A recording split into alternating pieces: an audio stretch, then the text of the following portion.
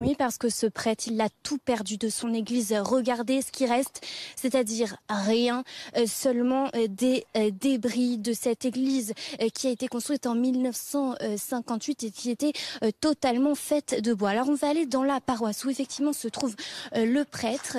Vous m'avez dit tout à l'heure qu'il vous faut en fait 3 millions d'euros pour reconstruire toute cette église. Alors comme vous voyez, tout a été détruit, donc ça c'est notre chapelle, l'église vous avez vu tout à l'heure. Donc il y a les fenêtres complètement cassées, il y avait des vitraux, la belle statue en albâtre que nous avons entourée par notre prière et par elle, voilà. Il y a l'autel, voilà, complètement cassé et disparu, calciné les bancs, ça c'est un peu l'image un peu désastreuse.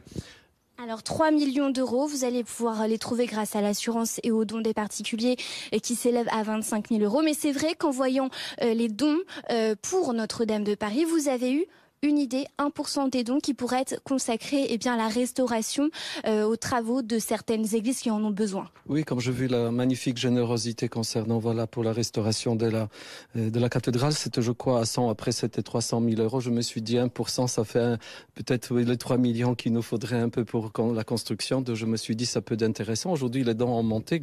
Enfin, c'est super bien, mais simplement, ça peut aider aussi, pas seulement notre église, on n'est pas égoïste, mais simplement, il y a beaucoup d'églises abîmées par le feu. Je pense qu'il y a un certain nombre récemment. Et d'autres qui ont besoin peut-être de la restauration. Ça pourrait être un concours de la Sainte Vierge Marie dans la reconstruction de l'église. Merci mon père. En France, je vous donne un chiffre, c'est 105 000 églises qui nécessitent des travaux urgents.